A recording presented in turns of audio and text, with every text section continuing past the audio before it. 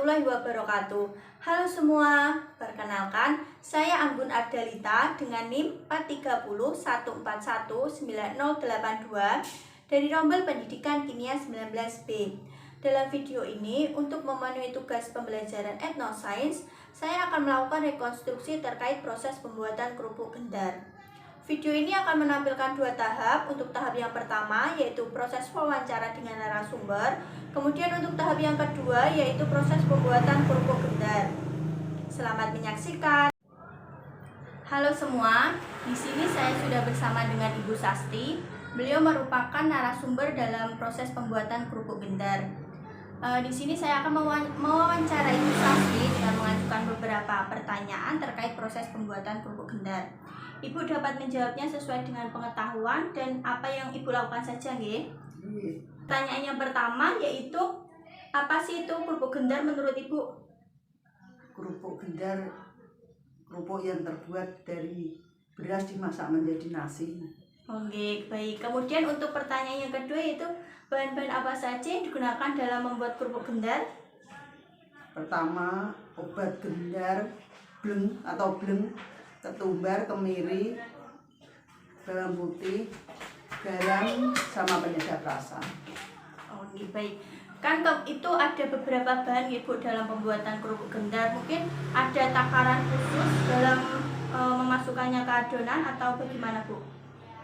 Enggak ada takaran khusus, cuma karangan aja.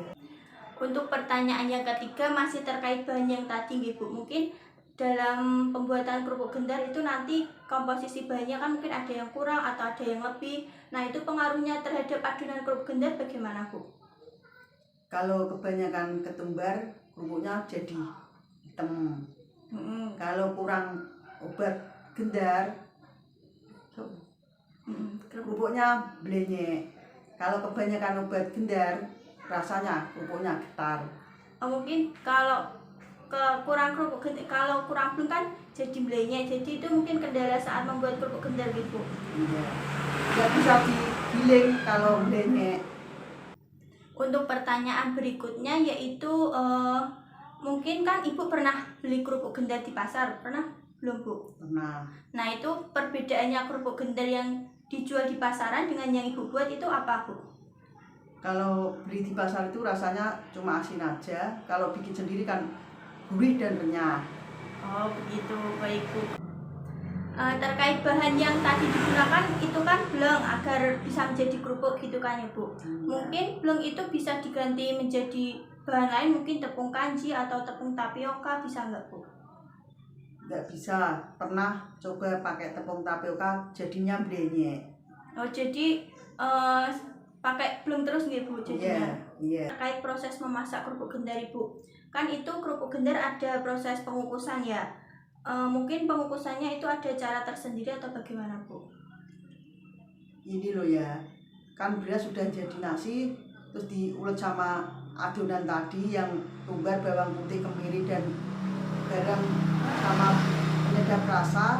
Kalau nasinya lemes ya airnya sedikit, kalau nasinya pro ya airnya banyak. Begitu, baik, Bu. Kemudian pertanyaan yang selanjutnya yaitu terkait proses pengeringan. Untuk pengeringan kerupuk gendar mungkin memakan waktu berapa lama, Bu? Tinggal cuacanya, kalau cuacanya panas ya 3 hari sudah kering. Kalau cuacanya hujan, panas hujan ya seminggu baru kering. Waduh, cukup lama ya, Bu? Iya. Kemudian ini pertanyaan terakhir ya, Bu, tentang penggorengan dari kerupuk gendar. Kan setelah kering kemudian digoreng, Bu. Nah, mungkin penggorengannya itu menggunakan minyak khusus atau ada cara khusus, Bu? Enggak, minyaknya ya beli di pasar itu. Kalau goreng kerupuknya sampai terendam biar jadinya nanti bagus. Minyaknya tapi nunggu sampai panas. Demikian proses wawancara kali ini. Terima kasih banyak Ibu sudah berkenan untuk saya wawancarai. Selanjutnya saya bersama dengan Ibu Sasti akan melihat bagaimana proses pembuatan kerupuk gendar.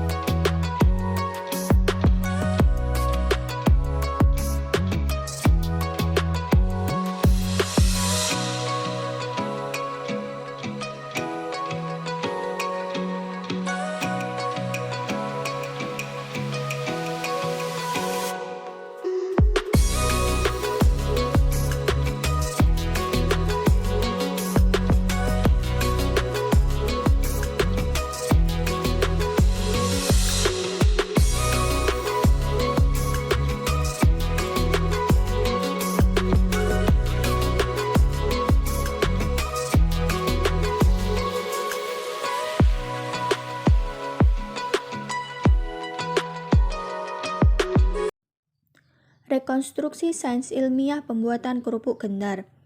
Yang pertama yaitu bleng.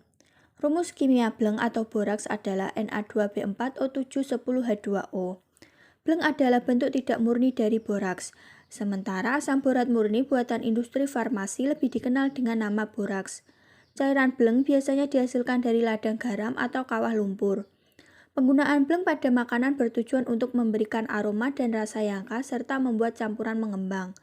Bleng membuat kerupuk gendar atau karak atau puli mekar saat digoreng dan terasa renyah. Boraks merupakan salah satu zat aditif pada makanan, yakni zat yang ditambahkan dan dicampurkan pada makanan sewaktu pengolahan makanan dengan maksud untuk mengawetkan makanan serta sebagai pengenyal. Penggunaan bleng yang dianjurkan pada makanan adalah 1:1000 atau 1 gram banding 1 kg. Jika melebihi aturan ini, maka makanan dilarang untuk dikonsumsi karena berbahaya bagi tubuh. Hal ini dapat diintegrasikan pada materi kimia zat aditif makanan. Kedua yaitu pada proses pengukusan adonan kerupuk gendar. Banyaknya air saat memasak nasi mempengaruhi tekstur nasi yang dihasilkan. Takaran air akan mempengaruhi terjadinya proses gelatinisasi dan koagulasi yang dapat menghasilkan nasi dengan tekstur yang bulan. Proses gelatinisasi terjadi pada saat suspensi pati dipanaskan di atas suhu gelatinisasi dengan adanya keberadaan air dalam jumlah yang cukup.